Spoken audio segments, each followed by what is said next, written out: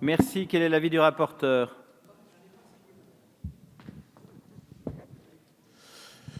Alors, la baisse de la consommation de viande, elle n'est pas conjoncturelle, elle est structurelle depuis un grand nombre d'années. Et cet amendement vise à supprimer un alinéa qui demande un plan de diversification des protéines végétales et animales dans la restauration collective. L'objectif de l'ensemble de cet article 11 et de cet alinéa en particulier, c'est manger moins de viande, mais manger mieux de viande, c'est-à-dire éviter toutes les importations massives de viande produite dans des conditions environnementales déplorables pour favoriser les filières viande françaises avec de la viande locale et de qualité. Donc défavorable à cet amendement. Monsieur Orphelin, pardon, l'avis du gouvernement, excusez-moi, je vais trop vite. Défavorable. Défavorable aussi, monsieur Orphelin. Oui, le rapporteur l'a très bien dit. Ce qui serait idéologique, ce serait de refuser de réfléchir à ces questions. Avec ce plan de diversification des protéines, on va réfléchir dans chaque établissement et ça va permettre effectivement de temps en temps de varier, de choisir des protéines végétales et comme ça de pouvoir, puisque ces repas-là coûteront en coût denrées moins cher, ça va permettre pour tous les repas où il y aura des protéines animales, d'investir plus dans de la viande de qualité et locale. Donc, ce que le collègue disait, c'est contraire à l'élevage et à notre élevage, c'est pas du tout la situation. Au contraire, on va réussir comme ça à diversifier les protéines et dans le même temps à acheter de la viande de meilleure qualité dans les cantines. Je le redis, je l'ai dit hier, c'est important que vous l'ayez en tête. 70% de la viande consommée dans les cantines scolaires en France, elle est importée. Il faut que ça change et donc ça permettra aussi d'investir dans de la viande locale de qualité. Merci, monsieur le député Orphelin. Monsieur Boucher. Oui, simplement, Monsieur le Président, je pense que l'idéologie n'est pas dans le camp que l'on croit et que cet amendement, justement, est un amendement qui permet d'aller vers une idéologie en disant vous êtes des bouffeurs de viande et ça va trop loin. Donc je pense qu'il faut arrêter à un moment donné. Monsieur le Président Chassaigne. Oui, pour ma part, je suis favorable au maintien de cet alinéa 18.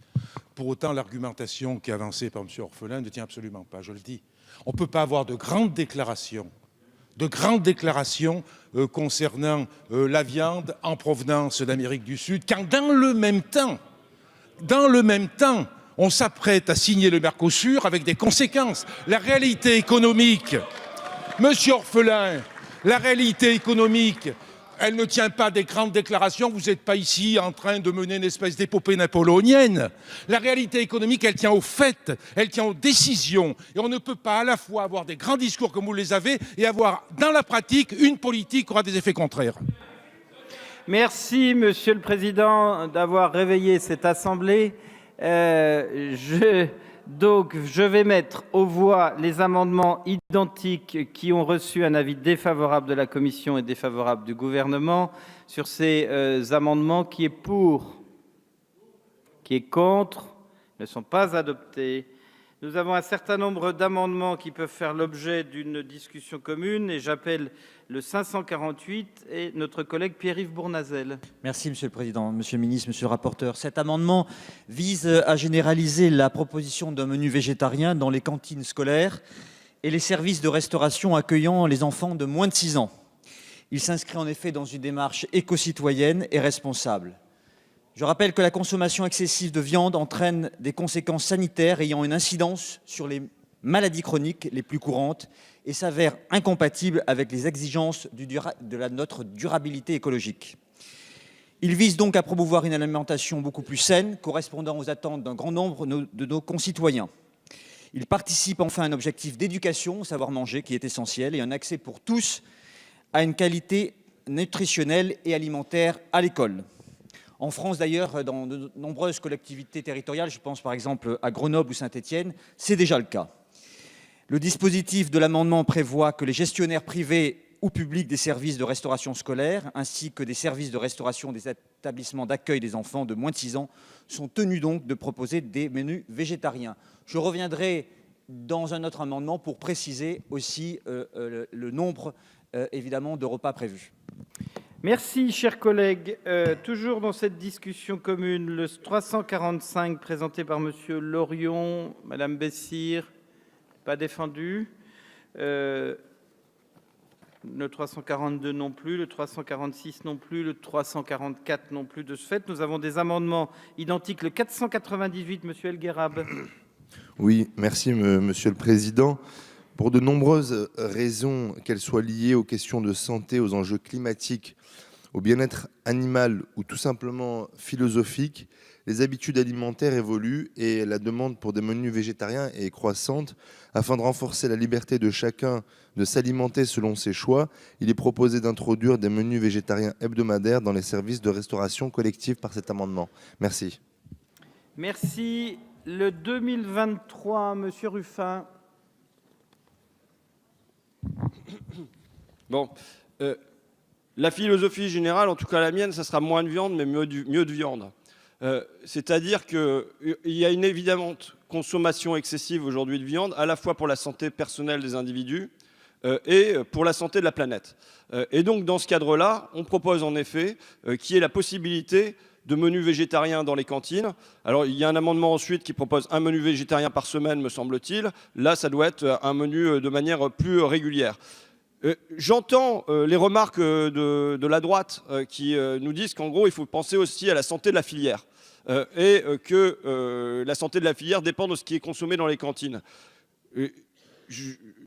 Ma réponse, elle est celle de veiller à ce que dans les cantines, on ait des produits de consommation locale en matière de viande. Aujourd'hui, ce n'est pas le cas. On sait que dans la majorité de la viande qui est consommée dans les cantines, elle n'est pas de produits nationaux. Alors, je suis allé me renseigner auprès des collègues socialistes et notamment d'un ancien ministre à qui je demandais est-ce que c'est bien 80% qui, dans les cantines, est d'origine étrangère pour la viande. Bon, il ne m'a pas confirmé, il m'a dit qu'en tout cas, on savait que c'était la majorité de la viande des cantines qui était d'origine étrangère. Évidemment, c'est quelque chose qu'il faut combler. Si on veut doper la filière, ce n'est pas en consommant davantage de viande, mais en veillant à ce que la viande qui est consommée le soit le plus localement possible. Donc voilà pourquoi nous proposons qu'il y ait la possibilité d'un menu végétarien, sachant que les habitudes alimentaires qui sont prises par les gamins, c'est l'alimentation, on construit l'alimentation de demain. Voilà. Merci, chers collègues, de la présentation de votre amendement. Nous allons passer au 547 de monsieur Bournazel. C'est dans la continuité du précédent amendement et il précise que devraient être proposés 4 menus végétariens sur une fréquence de 20 repas. Voilà. Et que cet amendement sera effectif dans les 6 mois à compter de l'entrée en vigueur de la présente loi. Merci beaucoup. Nous allons passer au 2024. C'est monsieur Ruffin à nouveau. Défendu, j'imagine. J'ajouterai juste un truc par souci d'honnêteté. Et il me semble que c'est le cas pour monsieur Bournazel aussi. C'est que cet amendement nous est proposé par Greenpeace. Et je pense qu'il est toujours mieux d'être transparent et de dire quels sont les groupes qui se mobilisent pour cette cause. Et quand bien même on endosse cette cause et qu'on trouve cette cause juste. J'appelle l'amendement 523 qui est présenté par des députés de plusieurs groupes. Je suis sûr que son auteur aurait adoré vous le présenter, mais c'est monsieur Bournazel qui va prendre la main. Oui, monsieur Ruffin a tout à fait raison, mais j'ai proposé cela il y a bien longtemps à la ville de Paris et je n'ai pas attendu tout le travail de toutes les associations qui réalisent effectivement une action extrêmement utile. Alors l'amendement de notre collègue Gégaud est très simple. Le dispositif de son amendement vise dans toutes les cantines publiques à servir plus de 80 repas, qui servent plus de 80 repas par jour, à offrir au plus tard au 1er janvier 2022 une alternative végétarienne à chaque repas, donc aux usagers qui le souhaitent.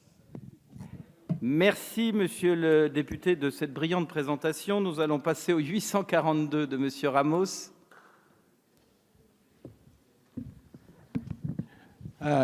Toujours sur le même sujet, moi, comme vous le savez, j'étais chroniqueur gastronomique, donc j'aime bien la bonne viande, notamment quand elle vient de chez nos amis aveyronnais.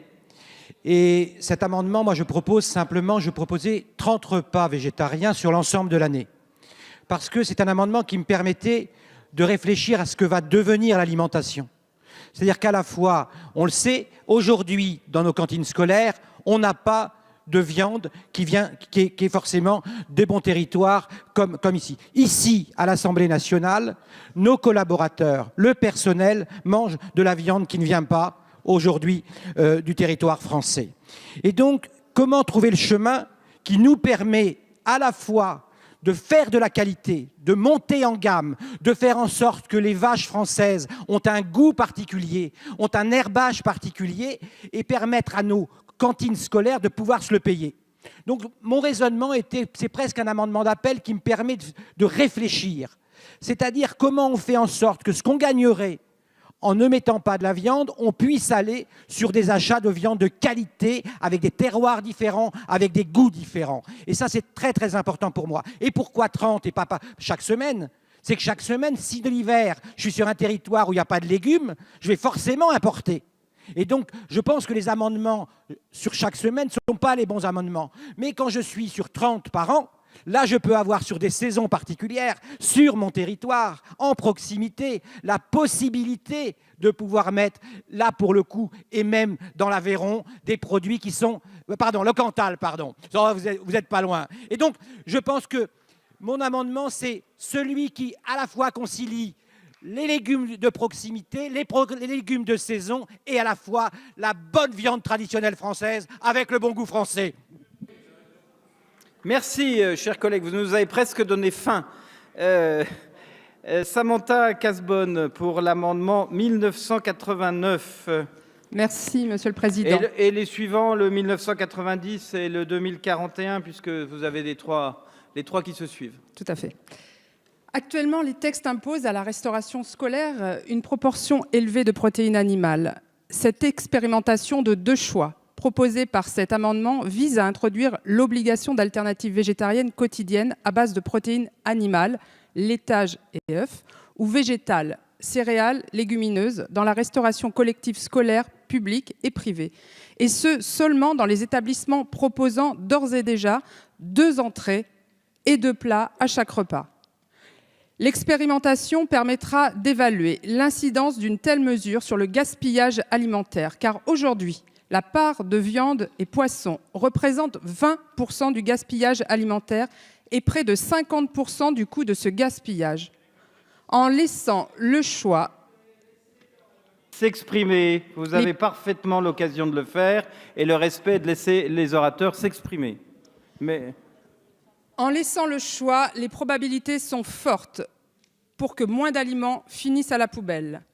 L'expérimentation permettra d'évaluer l'incidence sur la fréquentation de la restauration scolaire, car ce sont des alternatives laïques par excellence, puisque ceux et celles qui les choisiront ne seront pas assignés à leur religion, contrairement aux repas dits de substitution qui sont expressément conçus pour celles et ceux qui ne mangent pas de viande pour des raisons religieuses. Cette augmentation escomptée de la fréquentation ne peut que bénéficier aux filières agricoles qui fournissent les cantines, puisque cela augmentera la taille du marché. Par ailleurs, je tiens à souligner que si les bénéfices escomptés sont importants, les contraintes que cette mesure ferait peser sur les services de restauration scolaire seraient très faibles, puisqu'elles ne concernent que des établissements qui proposent déjà 2 menus. Voilà. Merci pour cet amendement. Pour cette présentation donc, des 1989, 1990 et 2041. Cet amendement, lui, vise à expérimenter l'introduction d'un menu exclusivement végétarien 1 fois par semaine dans la restauration collective, publique et privée. Ce menu pourra être composé de protéines animales, je répète, laitage et œufs, ou végétales, céréales et légumineuses. L'objectif de cet amendement est de répondre à l'avis du Haut Conseil de la santé publique pour réviser les repères alimentaires concernant la proportion de protéines animales dans notre alimentation. L'objectif est également que la restauration collective agisse comme un levier pour une alimentation plus durable écologiquement. L'objectif est en outre de sensibiliser à la constitution de menus végétariens équilibrés et savoureux, et pour la restauration scolaire, d'éduquer à l'éco-citoyenneté. Enfin, cette expérimentation permettra d'évaluer si, les jours où ce repas est servi, on observe moins de gaspillage et une plus haute fréquentation. Cet amendement répond à une attente de notre société, car il touche des enjeux environnementaux, de santé publique et de justice sociale. Merci, chers collègues. Et le enfin, dernier... last but not least. Pardon. dernier Oui, Pardon. et le dernier est un amendement de repli qui est, lui, réservé aux cantines scolaires. Voilà, merci. Merci de cette présentation. Monsieur le rapporteur, vous imaginez que les auteurs des amendements sont suspendus à votre avis? J'ai peur de les décevoir. Cette nouvelle contrainte ne semble pas opportune, étant donné qu'on a déjà adopté au sein de cet article 11 un plan de diversification des protéines avec des protéines végétales et animales. De plus, je tiens à préciser que dans les zones rurales ou dans les zones politiques de la ville, dans les zones défavorisées, souvent les 4 repas à la cantine sont les seuls repas où les enfants mangent de la viande. Or, c'est une nécessité pour la croissance d'un certain nombre d'enfants. De plus, ce n'est pas la loi de prescrire ce genre de dispositions. S'il y a une demande des usagers, des parents d'élèves, du personnel, les établissements sont d'ores et déjà tous libres d'adapter leur offre alimentaire en fonction des besoins et d'adopter ces mesures de repas végétariens. C'est déjà possible dans le cadre de la loi actuelle, donc défavorable. Aux 10 amendements.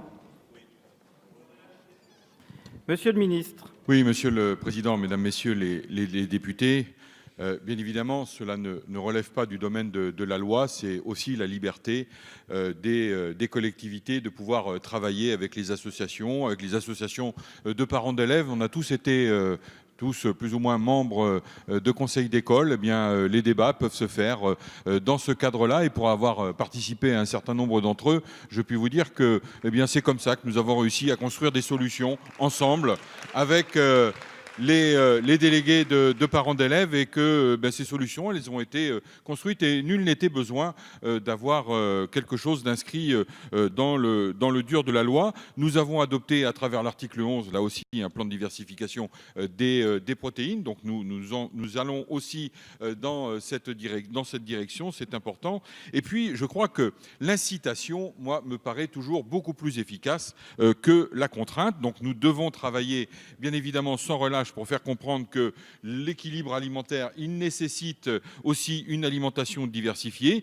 Il existe des recommandations qui sont élaborées de manière très précise et qui sont adaptées aux besoins des enfants. Et je voudrais préciser une chose, et cela se concerne l'ensemble des territoires, que ce soit des territoires urbains ou des territoires ruraux, mais vous avez des enfants dont les parents sont en grande difficulté sociale. Lorsqu'ils sont à la cantine, c'est parfois peut-être le seul repas équilibré qu'ils prennent dans la journée. Et donc nous devons aussi tenir compte de ces éléments.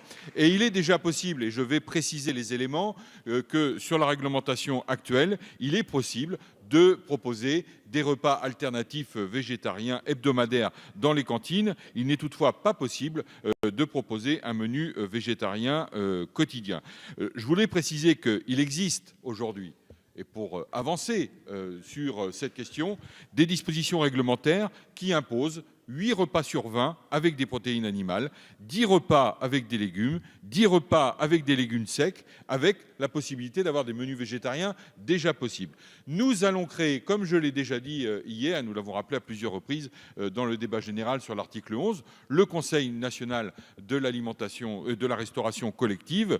Et donc, les sujets des repas végétariens dès cet été, puisque nous allons réunir le Conseil national de la restauration collective, nous aurons l'occasion de pouvoir travailler sur cette démarche, de parler de la nutrition, de parler des valeurs de la nutrition, de la qualité de la nourriture servie dans la restauration collective, et d'ouvrir le débat dans le cadre du Conseil national de la restauration collective sur l'apport et l'équilibre autour des menus et des plats végétariens. Donc défavorable à l'ensemble des amendements.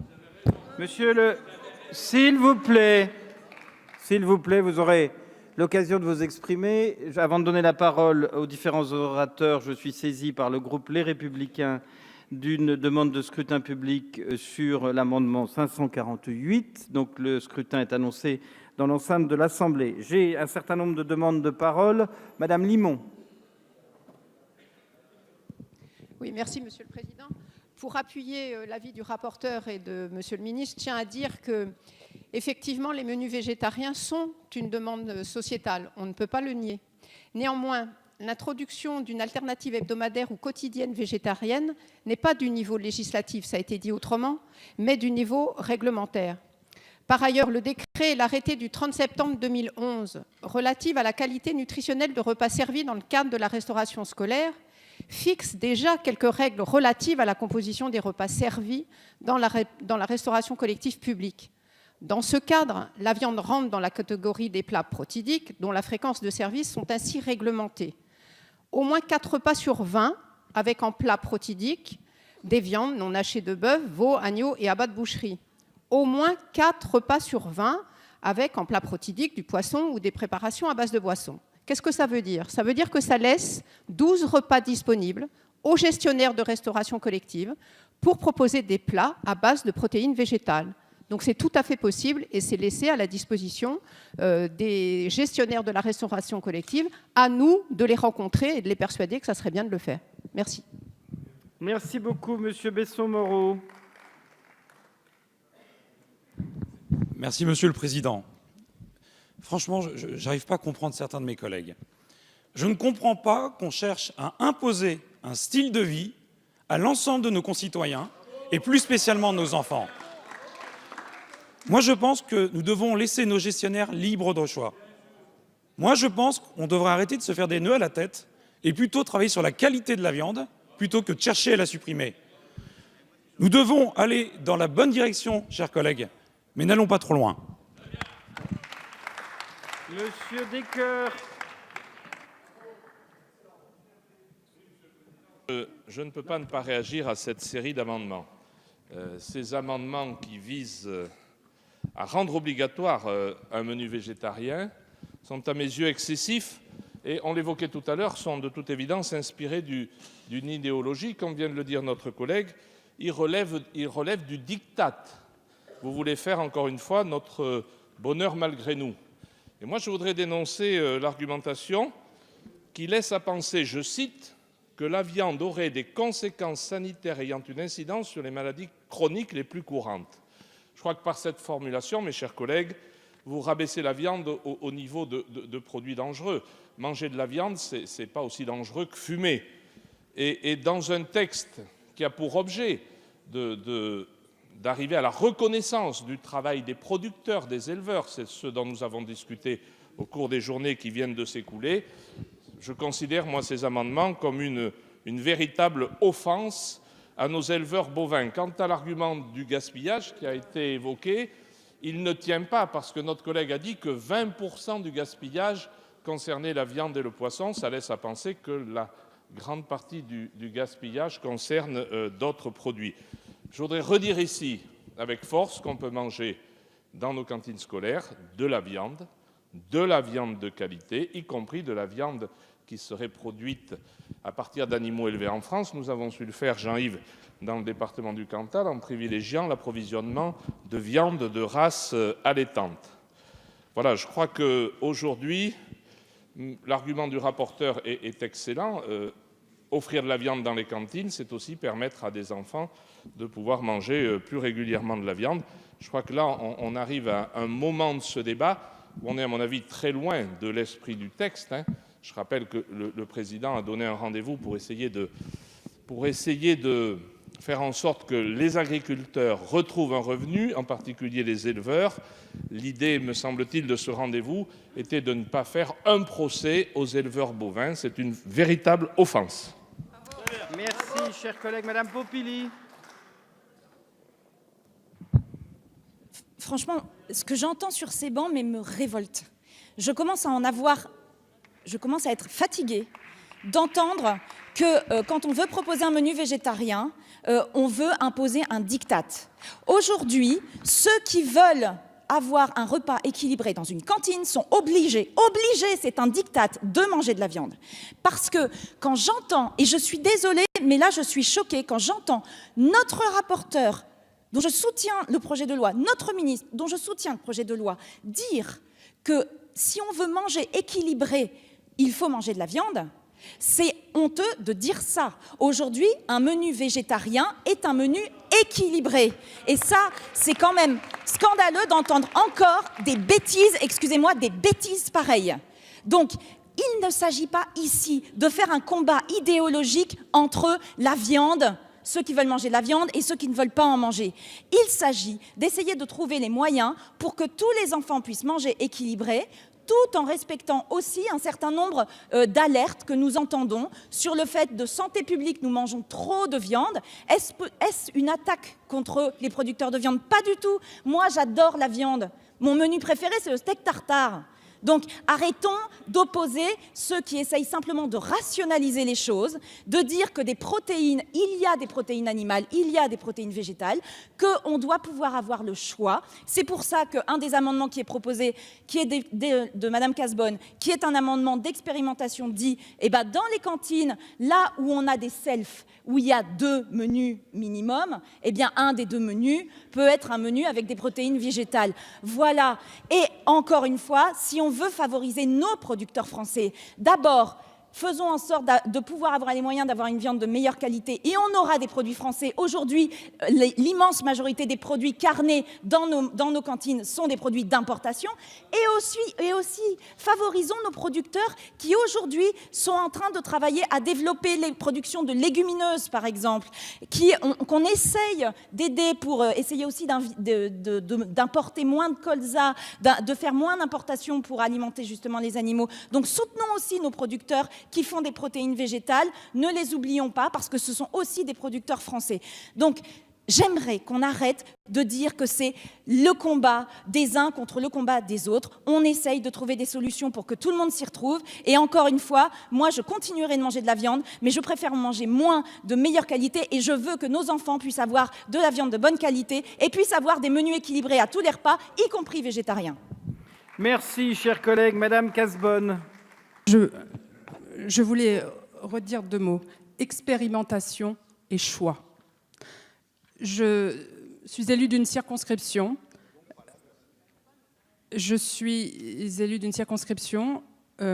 Et au Portugal, cette loi a été proposée en avril dernier. Ce n'a pas été un sujet, puisqu'il s'agissait d'un choix supplémentaire. Voilà. Merci, chers collègues. Monsieur Bournazel. Très rapidement, pour dire que, effectivement, je ne crois pas que ce soit une question d'idéologie, c'est une question d'alternative et de choix.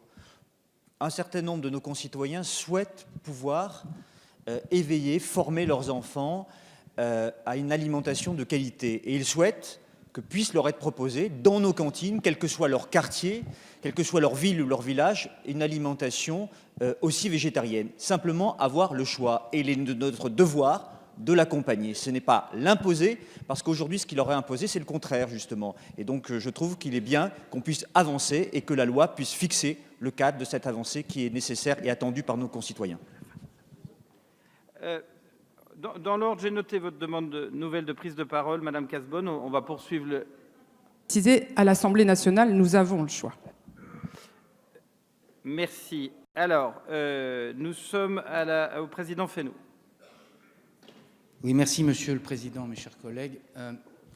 Moi, je partage le sentiment qu'il ne faut pas qu'on en fasse un combat du végétal contre l'animal. Ce n'est pas la question.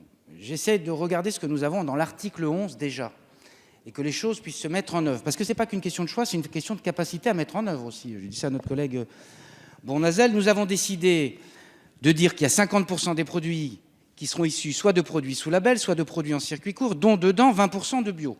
Là, on a essayé de jouer sur la qualité et la proximité des produits. Dans les 50%, nous avons dit que nous voulons des produits de commerce équitable et nous avons rejeté par voie d'amendement hier l'idée d'ajouter les produits issus de programmes alimentaires territoriaux. 2, nous avons quelque chose qui est un outil d'incitation des collectivités et autres, qui est le programme national de nutrition santé. Et dans ce programme national de nutrition santé, il y a l'idée de la diversification en termes de protéines.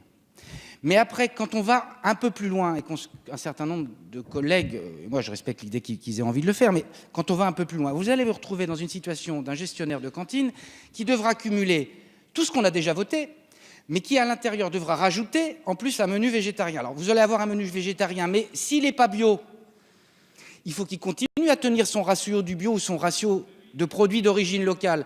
Et donc d'un point de vue de la mise en œuvre, je crois que c'est extrêmement compliqué et je trouve qu'on a déjà les outils. Et comme on a déjà les outils et que globalement, je ne connais pas, en tout cas j'en connais peu, je n'ai pas prétention de dire que je connais tout là-dessus, mais je ne connais pas un gestionnaire qui aujourd'hui ne soit pas interrogé par le programme national de nutrition santé, qui ne se pose pas la question de la diversification. J'étais maire d'une commune avec une école avec 5 classes. On n'a pas eu besoin de loi pour mettre du quinoa. Hein. Franchement, on l'a fait. Parce qu'on a perçu la demande de la société, on a perçu la demande des consommateurs. Parce que les collectivités n'ont pas besoin forcément qu'on les pousse dans le dos pour se diversifier. Après, il y a des problèmes pratiques. Une fois par semaine, ou même 30 fois dans l'année, ça peut être un objet de débat avec mon collègue Ramos, je pense que c'est très difficile de cumuler tous ces critères, sauf à donner une absence de lisibilité totale dans ce qu'on veut. On veut de la qualité, on a des éléments. On veut des produits locaux, on a des éléments. On a un programme national de nutrition santé. On a des outils pour que les habitants, les enfants puissent être éveillés sur ces questions-là et pour qu'on puisse être en responsabilité à diversifier en plan protéines. Et moi, je trouve que l'équilibre que nous avons là, nous sommes en train de le déstructurer si nous allions plus loin en ce domaine. Merci. Merci, Monsieur le Président. Monsieur le Président Chassaigne. Merci, Monsieur le Président. Je vais bien donner aussi mon point de vue. Je précise que j'ai été principal de collège, pendant très longtemps directeur de centre de vacances, avec beaucoup d'intérêt sur les questions des équilibres, des repas qui étaient servis aux enfants, que ce soit dans le cadre de l'éducation nationale ou dans le cadre des centres de vacances. Moi, pour ma part, avec quelques nuances peut-être, mais je soutiens la rédaction telle qu'elle est faite, et je soutiens d'ailleurs dans leurs propos ce qui a pu être exprimé par le rapporteur, notre collègue Moreau, et par le ministre. Mais je voudrais apporter quelques nuances peut-être. Tout d'abord, ça a été dit par plusieurs, moi je ne suis pas du tout favorable à ce qu'on puisse imposer des choix qui soient des choix de menus végétariens. Je ne suis pas pour cette façon de faire. Ça a d'ailleurs été dit notamment par le ministre, c'est que dans une communauté éducative, il y a des échanges, il y a le rôle des parents d'élèves, il y a le conseil d'administration, et ce type de problème par rapport à des choix qui peuvent être faits, ils peuvent se décider dans la discussion, dans des convictions qu'on peut porter, mais bien franchement, je ne vois pas comment on pourra imposer tel ou tel choix alimentaire de repas qui seraient des repas sans viande. Je ne partage absolument pas cette approche. Ça a été d'ailleurs, les propos que je tiens ont été tenus par beaucoup d'autres ici, sur tous les bancs. Ceci étant dit, reste le problème de ceux qui, par choix, j'allais dire par éthique, ont fait le choix du végétarien. Moi, j'ai eu le cas dans ma famille. J'ai une petite fille, à l'âge de 8 ans, alors que tout l'environnement familial n'était pas sur cette approche-là, à l'âge de 8 ans, un dimanche, durant le repas de famille, elle nous dit « Je ne mange plus de viande ». Surprise. Mais immédiatement, je dis bien immédiatement, adaptation au choix qu'elle a fait. Elle a aujourd'hui 19 ans, elle a tenu, et ça n'a pas posé de problème pour l'entourage. C'est un choix que je respecte, et j'étais même un peu fier, je le dis, moi le grand-père, qu'à 8 ans, elle fasse ce choix-là, même si ce n'est pas un choix que j'ai pu faire moi personnellement. Mais par la suite, et c'est là où il peut y avoir problème, il y a eu la difficulté, quand elle a été au collège, dans un petit collège, eh bien elle avait des repas qui étaient complètement déséquilibrés. Parce qu'il n'y avait pas l'offre, il n'y avait aucune obligation de pouvoir, en remplacement, lui offrir des plats qui étaient des plats végétariens. Donc, en plus, ça, c'était dans le collège où j'avais été principal pendant 21 ans. Je me suis bien gardé d'intervenir auprès de mes successeurs. Mais j'avoue que ça m'avait posé un problème personnel, quoi. J'ai dit, il y a quand même une difficulté. Ensuite, au lycée, ça s'est très facilement réglé, puisque là, on a des selfs.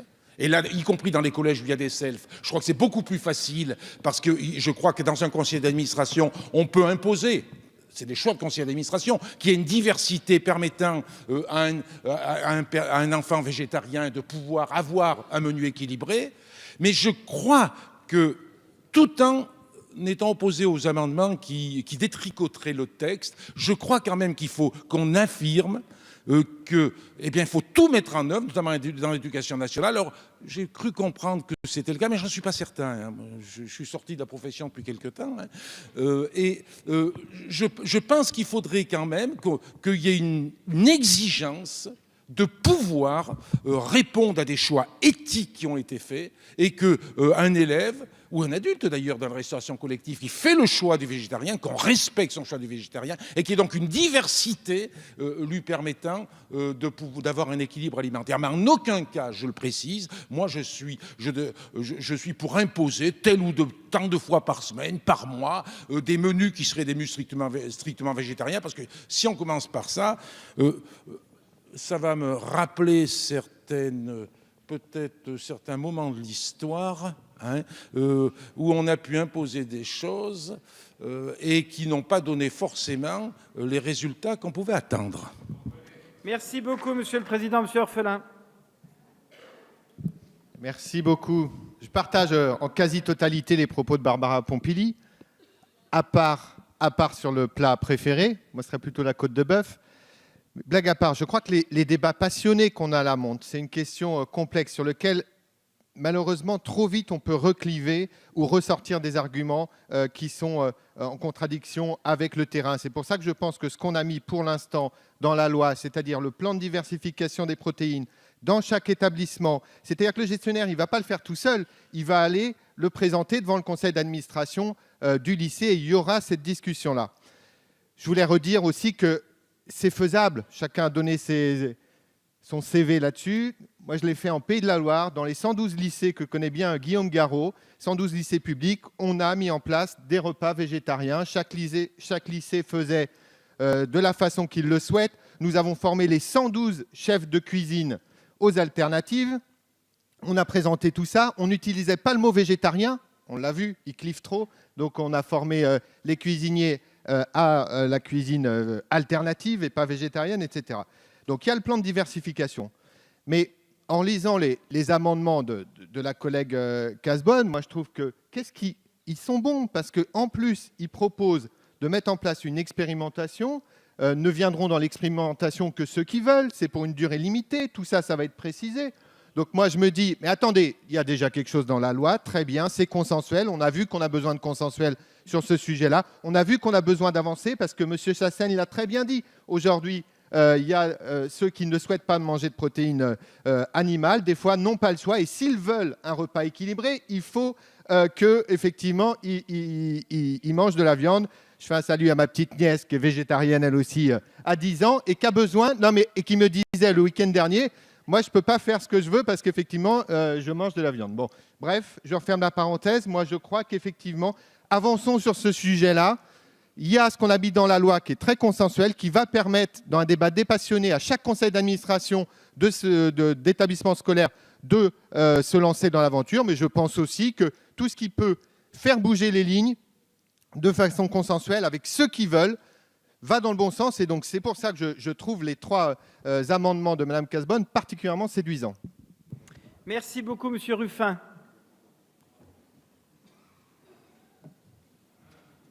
Oui, j'ai entendu que proposer un menu végétarien, ça serait faire injure aux éleveurs.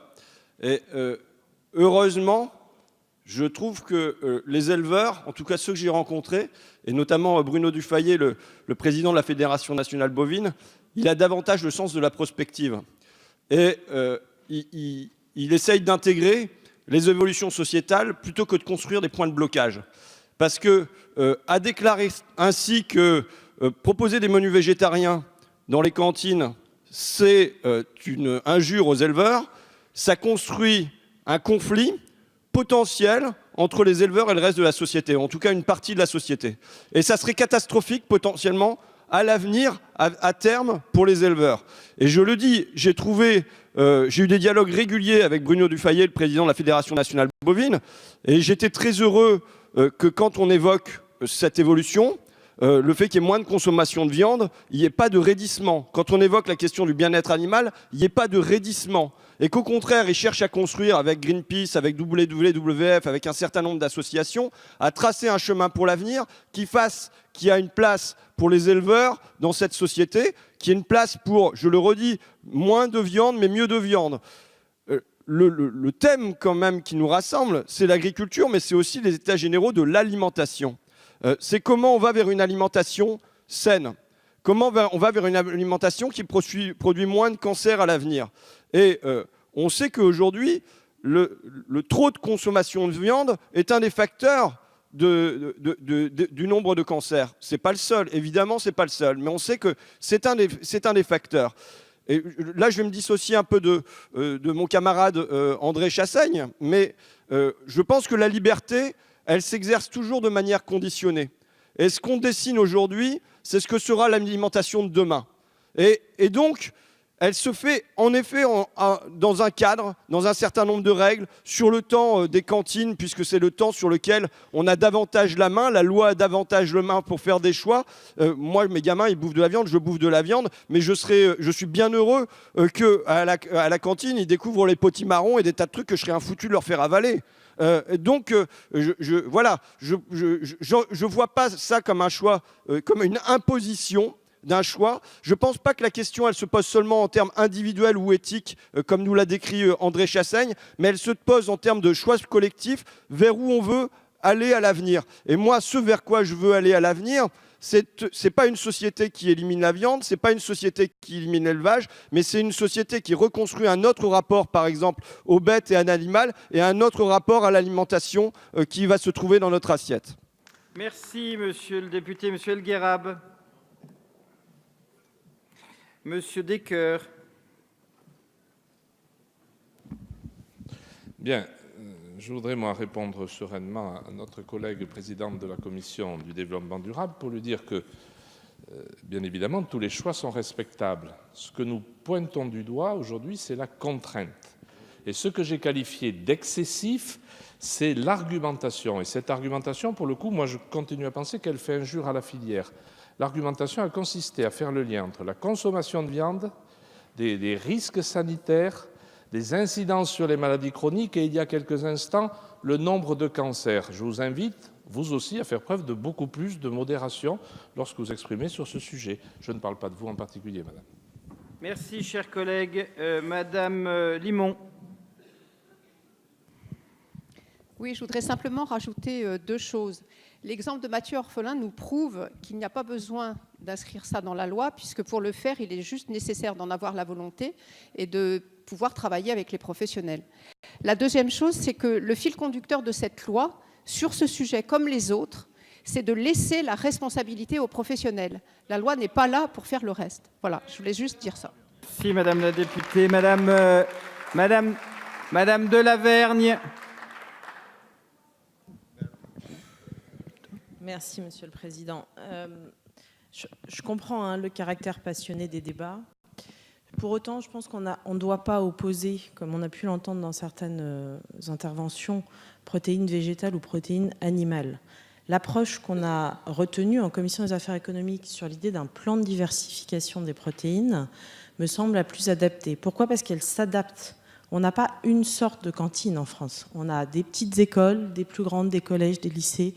On a un panel de situations qui permet aux uns et aux autres, avec quelque chose qui m'a marqué dans l'intervention de Mathieu Orphelin, la capacité de faire la pédagogie. Au moment où on doit construire ensemble le plan de diversification des protéines, c'est le moment où justement, ensemble, on progresse et on avance sur ces questions-là. Je voudrais dire aussi que moi, je partage cette idée qu'on ne peut pas tout mettre dans la loi. Là, l'idée, on ne discute pas si est-ce qu'il faut ou pas un menu végétarien, c'est est-ce qu'il faut inscrire dans la loi un menu végétarien. Et ça, je pense honnêtement qu'à un moment, on est tous victimes, on dénonce tous quelquefois l'inflation législative, ça n'est pas le bon véhicule pour imposer par la contrainte dans la loi un menu végétarien. Par ailleurs, je suis aussi très sensible à l'argument du président Fesneau sur la question de cette loi aujourd'hui pose des objectifs ambitieux en matière de produits locaux, bio. Il va falloir doser aussi ce qu'on demande dans la transformation. Ça ne veut pas dire qu'il ne faut pas avancer sur tous les sujets, mais je trouve que vis-à-vis des collectivités territoriales et des gestionnaires de services, nous sommes déjà ambitieux et je pense qu'il faut le rappeler parce que nos débats, quelquefois, ne le soulignent pas assez. Je vous remercie. Merci beaucoup. Monsieur Benoît. Merci, Monsieur le Président. Naturellement, je ne vais pas voter ces amendements et je ne vais pas être le seul du groupe UDI à ne pas voter ces amendements.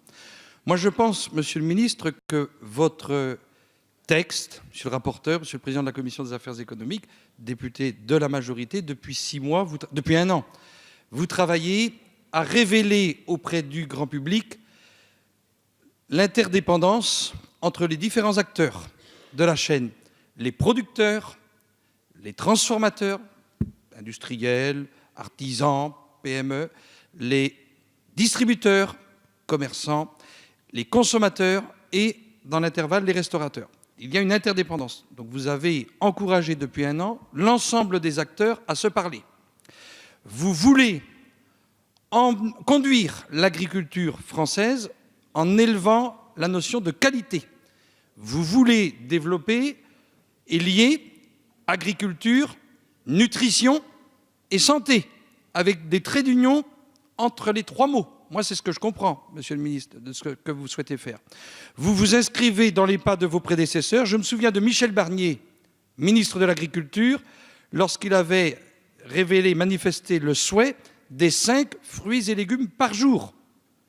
Le sujet pour moi, Monsieur le Ministre, si vous réussissez, et je pense que vous pouvez, à connecter, à orienter l'agriculture vers une nutrition plus équilibrée en glucides, lipides, protides, une éducation à la nutrition, le bien manger, l'activité physique, l'activité culturelle, enfin tout ça pour une société qui vit mieux. Et comme dirait Richard Ramos ou Marc Fesneau, pour lui être agréable, comme il disait cette nuit, une alimentation accessible à tous. Et je dirais de grâce, laissons la liberté. Les filières végétales se développent, se structurent très bien. Ça amène de la diversité dans les menus. Ici, à l'Assemblée nationale, moi, en 10 ans, j'ai vu en effet les menus évoluer. À la carte maintenant, nous avons un plat végétarien. C'est systématique. Ça n'était pas le cas il y a 10 ans, même il y a 5 ans. Les choses évoluent. Les députés, les Français, dans les restaurants, dans les cantines, eh bien, il faut laisser le choix de la diversité se révéler. C'est à la société de construire, de faire évoluer avec le temps, eh bien, l'accès à une nutrition diversifiée, variée, si possible en circuit court, si possible aussi avec des labels tels le bio, tels le label rouge, tels les produits certifiés, et d'autres labellisations qui tourneront peut-être aussi autour de cet esprit qu'on travaille aujourd'hui sur la nutrition et la santé. On en parlera sans doute un petit peu plus tard.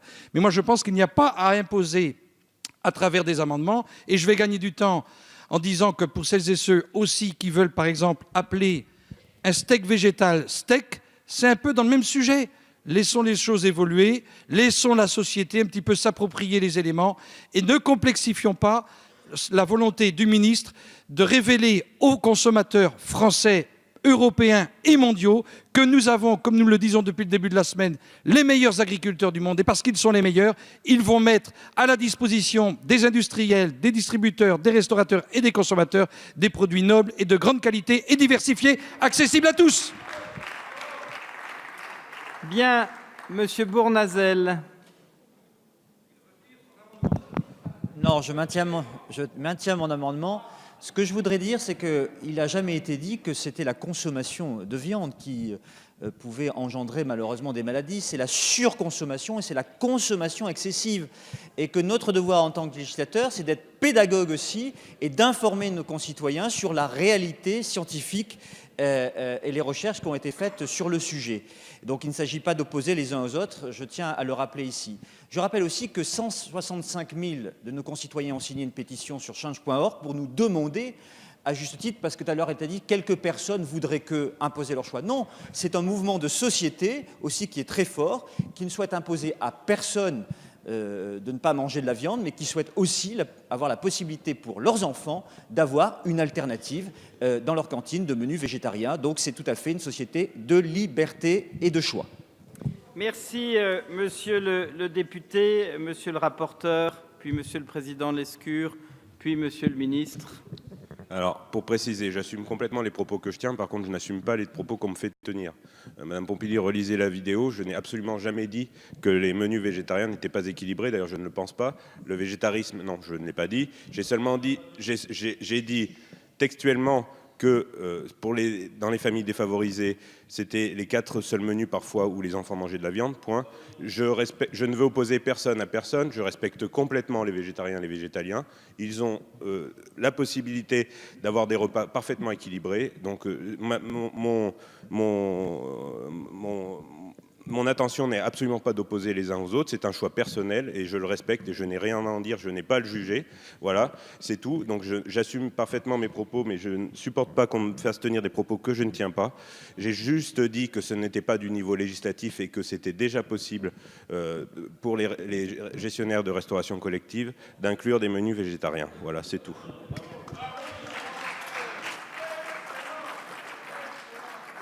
Monsieur le Président. Merci, Monsieur le Président. D'abord, je suis tout à fait d'accord avec ma collègue présidente de la Commission du développement durable et de l'aménagement du territoire. On n'est pas là pour caricaturer personne, on n'est pas là pour s'opposer de manière exagérée, on est là pour faire avancer le débat, qui est un débat important, qui est au cœur aujourd'hui des enjeux. On l'a vu dans les OGA en France et en passant ailleurs dans le monde. Donc notre objectif et notre rôle à tous, c'est de faire avancer. Au Canada, que je connais un peu, il y a des menus végétariens partout, dans tous les restaurants, dans toutes les écoles. Ce n'est pas dans la loi. Ce n'est pas dans la loi, c'est la société qui a évolué, en partie grâce à la demande des consommateurs, en partie grâce aux messages publics qui ont été envoyés. On ne l'a pas mis dans la loi, et ça, c'est fait. Moi, ce que je trouve fantastique dans l'amendement de la Commission de développement durable, qu'on a repris en commission économique, dont Mathieu Orphelin a parlé tout à l'heure, le plan de diversification de protéines, il force la conversation. Dans chaque école, on va devoir se demander, pour la jeune fille dont on parlait tout à l'heure, comment on fait pour répondre à son besoin? Comment on s'organise collectivement pour répondre à cette demande? On laisse de la liberté, on laisse de l'autonomie, on laisse de la responsabilité. Cette loi, pour moi, ça va être une loi de responsabilisation. Mais il faut qu'on les force à se responsabiliser. Et de ce point de vue-là, l'amendement Orphelin, ou l'amendement de la CDDAT, il est parfait. Moi, je vais voter contre ces amendements parce que je pense qu'on va trop loin. Je pense que là, on force à forcer. Moi, je veux qu'on force à discuter. C'est ce qu'on fait dans cette loi. Je pense qu'on peut s'arrêter là. Puis sans doute, dans quelques années, on sera comme au Canada. Sauf que la viande ici, elle sera bien meilleure. Merci, Monsieur le Président. Merci, Monsieur le Ministre.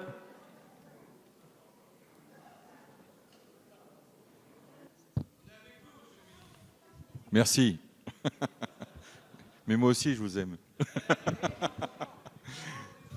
Mais je ne vais pas rappeler ce que j'ai déjà dit tout à l'heure, mais effectivement, et puis rappeler, Madame la Présidente de la Commission Développement durable et de l'aménagement du territoire, et très amicalement, que jamais n'a pu dire qu'un repas végétarien n'était pas un repas équilibré. Moi, j'ai trop d'attachement à ce que peut être ma liberté personnelle, ma propre liberté, pour ne pas vouloir entraver celle des autres. Et donc, les hommes et les femmes de ce pays, ils sont libres. Ils sont libres de manger ce qu'ils veulent, comme ils le veulent, dans les quantités qu'ils le veulent. Et le rôle de l'État, c'est d'informer, évidemment, sur les risques, sur la nature de ce qu'ils font et en fonction de la quantité des produits qu'ils mangent, eh bien des risques qu'ils doivent assumer et que ce n'est pas à d'autres de les assumer à leur place. Et donc, moi, je crois que nous devons avoir cette liberté de choix pour tous parce que nous appelons à la qualité alimentaire, nutritionnelle pour nos enfants. Moi, je crois que les outils d'incitation que nous avons mis en place en commission des affaires économiques doivent permettre aujourd'hui d'avancer.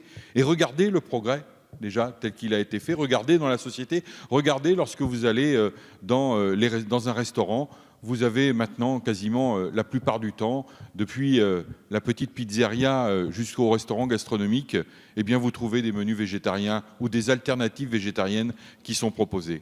Et dans la restauration collective, c'est la même chose. Mais pour la restauration collective, nous avons besoin, et ça a été l'objet des discussions du titre de l'article 11, c'est de comment préparer la restauration collective à franchir ce cap, à pouvoir proposer des alternatives végétariennes, mais sans la contrainte.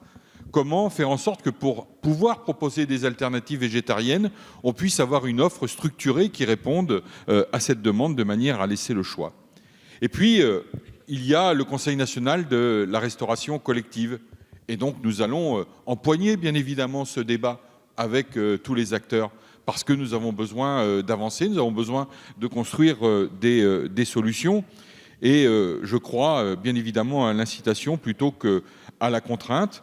Et nous allons retravailler l'arrêté de 2011. J'avais eu l'occasion de le dire. Cet arrêté de 2011 va être retravaillé.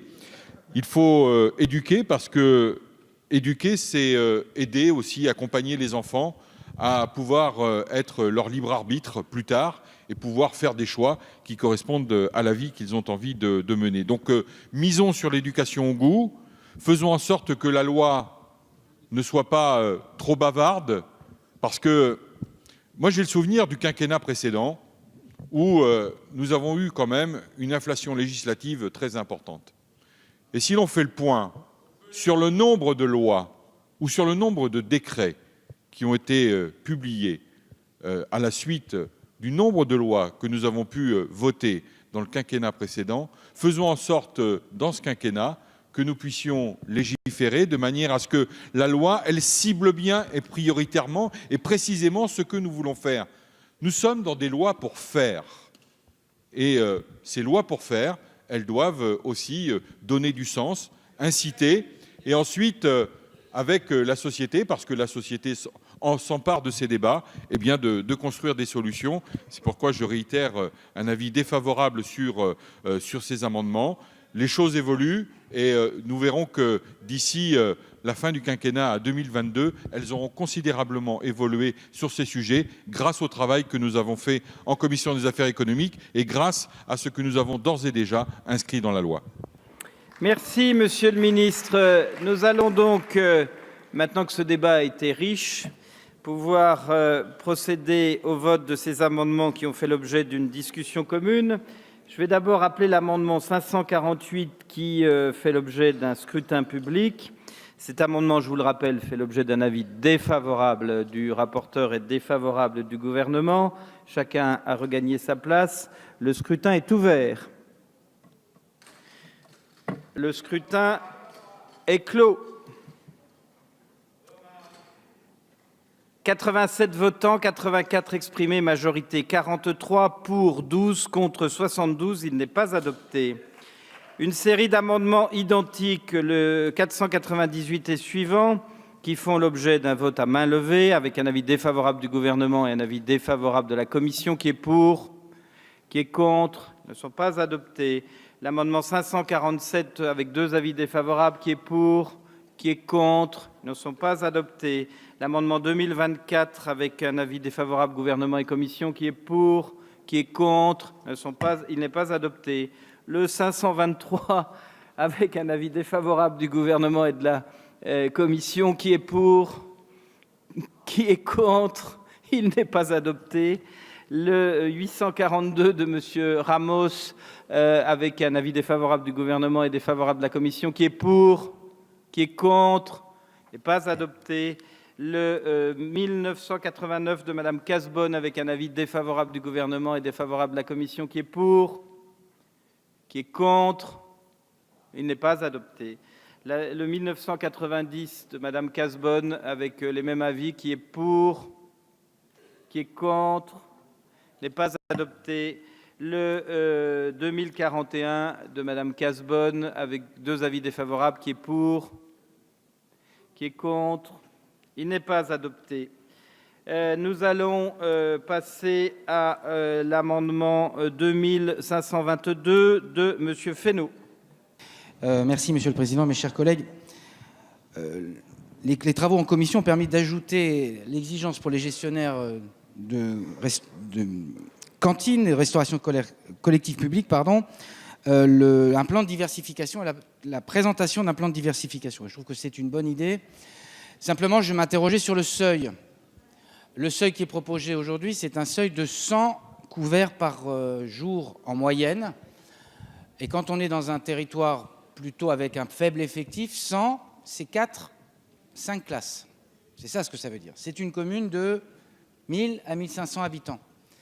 Et il me semble qu'on devrait remonter et faire valoir un peu la différenciation territoriale en disant on serait à 200, ça serait déjà bien. Ça répondrait d'ailleurs à ce que développait Mathieu Orphelin sur les collèges et les lycées. Ça ne remet pas ça en cause, mais il me semble que dans les tailles inférieures, on a une difficulté. Et donc c'est pour ça qu'est proposé cet amendement, parce que on a eu beaucoup de débats tout à l'heure sur les affaires et qu'est-ce qu'on met dans la loi. Il y a quand même un sujet, c'est qu'à force de mettre beaucoup de choses dans les demandes qu'on fait à ceux qui organisent la restauration collective, ils fassent tellement de demandes que le dispositif qui était plutôt la régie s'oriente vers la prestation. Parce que le plus simple dans ce cadre-là, ça le donnait à des organismes d'ordre privé. Alors je ne vais pas citer les grands groupes qui s'occupent de la restauration collective, pour notre bien à tous certainement, mais enfin, on ne peut pas à la fois dire il faut la régie, faire l'éloge de la cantinière, et en même temps mettre tellement de contraintes que ça conduirait finalement à faire de la prestation partout. Et donc d'où l'idée de remonter le seuil à 200. Mais monsieur le ministre, je pense que dans la navette, au-delà du seuil à 200, entre 0 et 200, il faut quand même qu'il y ait une sensibilisation et quelque chose qui soit exprimé. Et donc je ne sais pas sous quelle forme. Il faut que dans tous les établissements, on interroge sur la question du plan de diversification protéines, et peut-être que nous pourrions trouver par d'autres moyens, mais pas les moyens de la contrainte, le fait de faire en sorte qu'on éveille les consciences sur la diversification en protéines. Tel est l'objet de cet amendement. Je vous remercie. Merci, Monsieur le Président Fesneau. Nous allons demander l'avis du rapporteur. Favorable. Pardon ? Favorable. Favorable. Excusez-moi, parce que c'est tellement rare qu'il faut que je fasse répéter. Monsieur le ministre. Oui, sur ce sujet, s'agissant de l'obligation de présenter un plan de diversification de protéines en restauration,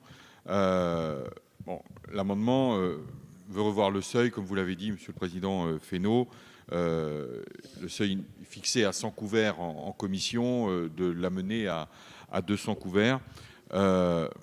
L'amendement que nous avions adopté en commission des affaires économiques avait fait consensus, donc nous ne souhaitons pas à ce stade évoluer, donc j'émets un avis défavorable en ce qui nous concerne et en ce qui concerne le gouvernement sur cet amendement.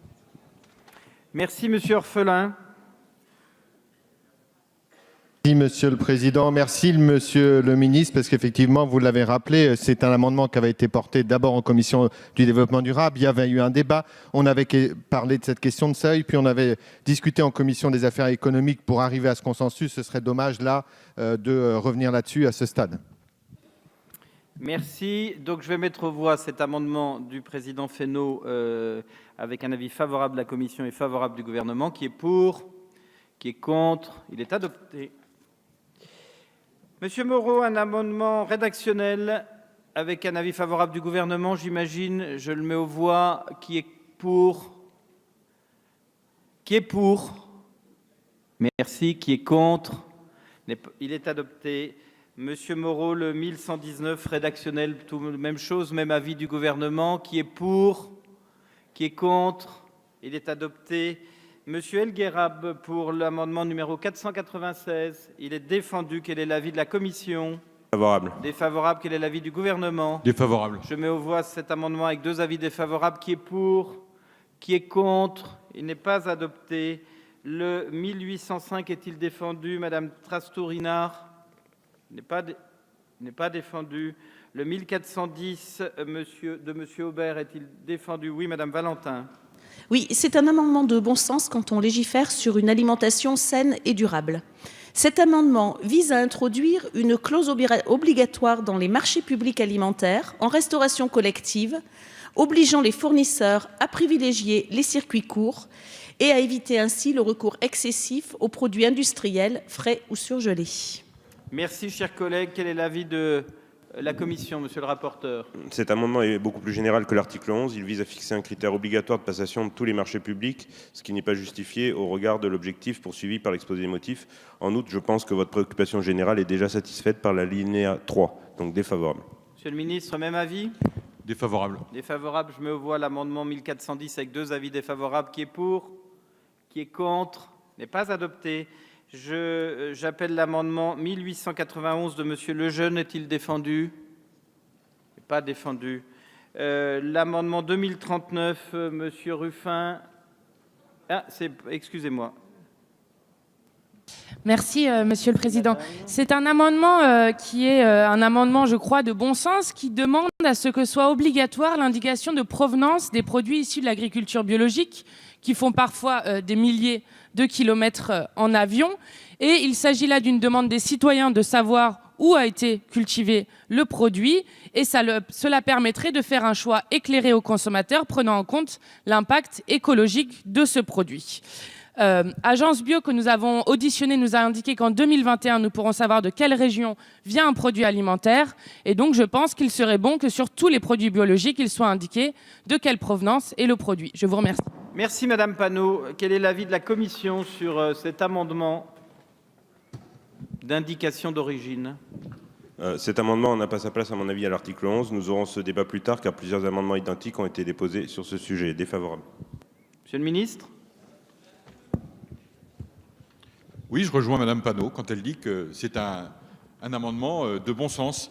Et comme il est de bon sens, il est déjà prévu dans le règlement européen qui encadre la production biologique.